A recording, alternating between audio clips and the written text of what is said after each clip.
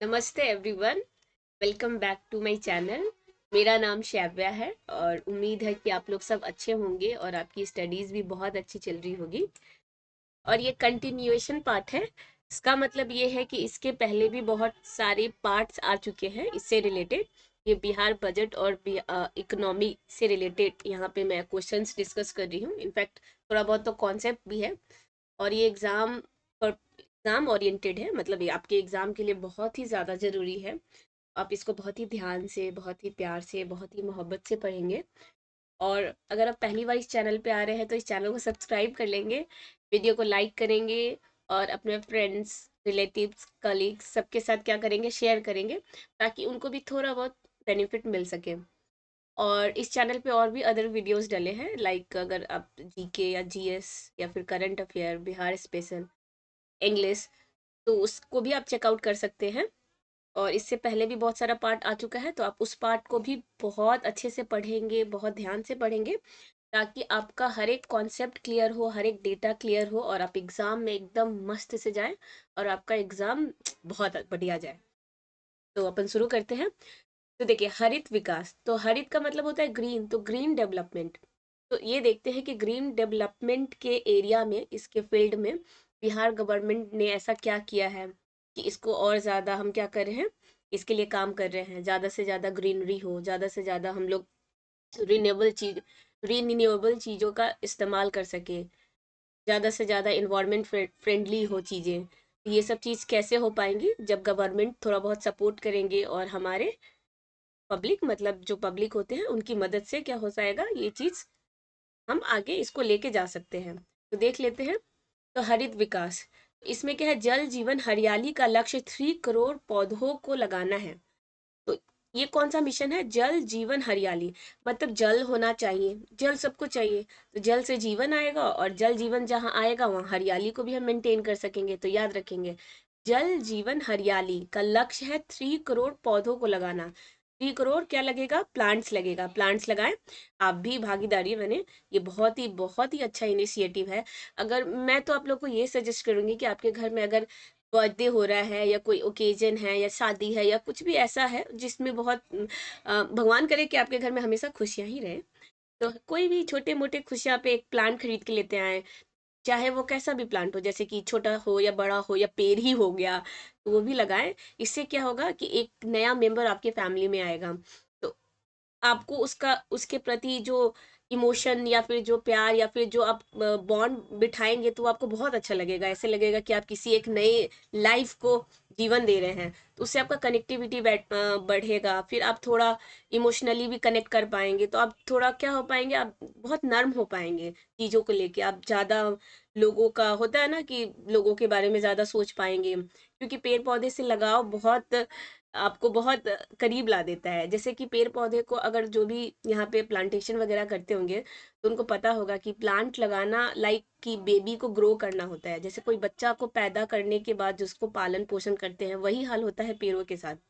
पेड़ पौधों को भी बहुत ख्याल रखना पड़ता है, उसको पानी देना, टाइम से उसका ट्रिमिंग करना, उस पे फर्टिलाइजर, इंसेक्टिसाइड्स हो गया, या फिर इसको कैसा इन्वायरमेंट चाहिए, कितना धूप चाहिए, कब इसका क्या रिक्वायरमेंट है, आपको उस तरीके से ख्याल रखना पड़ता है। और धीरे धीरे जब आप उसका ख्याल रखेंगे तो बिलीव मी, जब वो पेड़ एकदम जिस पोजीशन पे उसको आना है, एक दिन अगर वो ऐसा आ जाएगा तो आपको बहुत अच्छा लगेगा। अगर आप फूल का लगा रहे हैं तो उसमें फूल खिलता हुआ देख के आपको इतना सुकून मिलेगा, ऐसे लगेगा कि वाह, आपने कुछ किया और वो आपके आंखों के सामने बड़ा होके आपके सामने वो फूल दे रहा है। और कोई भी पौधा लगाए, आप इस चीज़ को एक्सपीरियंस करेंगे और मुझे पूरा उम्मीद है कि जब आप इस चीज़ को एक्सपीरियंस करेंगे तो आपको बहुत बहुत अच्छा लगेगा कि आप लोग भी पेड़ पौधा लगाए ज़्यादा से ज़्यादा। जल जीवन हरियाली अक्टूबर 2019 में आया था, तो याद रखेंगे। मुंगेर में वानिकी महाविद्यालय की स्थापना, तो याद रखेंगे वानिकी मतलब कि फॉरेस्ट्री वाला, तो फॉरेस्ट्री रिलेटेड क्या है, यूनिवर्सिटी ओपन हुआ है कहाँ, मुंगेर में, इसको याद रखेंगे। राज्य का हरित आवरण, मतलब राज्य का हरित आवरण मतलब ग्रीनरी कितना परसेंटेज तक है, मतलब ग्रीनरी कहाँ तक कवर किया हुआ है, तो 15% तक। अब बढ़ाने का लक्ष्य, मतलब 15 से हम चाहते हैं कि ये ज़्यादा हो जाए तो 17% हो जाए। ठीक है। एक चीज और मुझे ऐसे क्लिक कर रहा है कि हो सकता है कि बहुतों के मन में ये भी होता है कि हाँ मैम लोग या टीचर्स तो बोल देते हैं, खुद ऐसा नहीं करते, बट ऐसा नहीं है। मैं अगर आपको जो चीज़ बोल रही हूँ तो वो मैं खुद भी अपनी लाइफ में इम्प्लीमेंट करने की कोशिश करती हूँ। ऐसा आपको पक्का पक्का मैं झूठ नहीं बोलूँगी कि हाँ ये करती ही हूँ, लेकिन मैं कोशिश हमेशा ही करती हूँ कि अच्छा ही करूँ। कि मैंने जो पेड़ पौधा का बोला तो आप बात माने मतलब विश्वास करेंगे या नहीं करेंगे। मेरे घर में भी बहुत सारा पेड़ पौधा हमने लगा रखा है, फिर जहाँ जहाँ हमारा थोड़ा बहुत है फील्ड है तो वहाँ भी बहुत सारा पेड़ पौधा है। और जो फीलिंग्स मैंने आपके साथ शेयर की तो वो फीलिंग एक्चुअली में हमारे साथ होती है, एक्सपीरियंस कर रहे हैं, उसी को मैंने आप लोगों के सामने क्या किया है, जाहिर किया है, ताकि आप लोगों को भी पता चले कि जब किसी से आप कनेक्ट करते हैं ना, उसमें अगर जान हो तो बहुत अच्छा लगता है उसका ख्याल रखना, या फिर वो बड़ा हो रहा है आपके सामने खिल रहा है, उसमें फल आ गए हैं, उसमें पत्तियां हरे हरे आ गए हैं, तो ये सब एक्सपीरियंस बहुत ही अच्छा लगता है। तो आप भी इसको जरूर इस एक्सपीरियंस को एक्सपीरियंस करें। ठीक है। राज्य में और सौर ऊर्जा को बढ़ावा देना। तो क्या है, राज्य में मतलब कि सिटी के अंदर, मतलब स्टेट के अंदर सौर मतलब सोलर लाइट को क्या करना है और इंक्रीज करना है, बढ़ाना है। कजरा, जैसे कि कजरा लखीसराय में है 25 मेगावाट। ठीक है, कजरा याद रखेंगे, नाम है, लखीसराय में है जो कि 25 मेगावाट। परिपैती भागलपुर में है 200 मेगावाट। नीचे मछली ऊपर बिजली योजना, वाह कितना अच्छा है।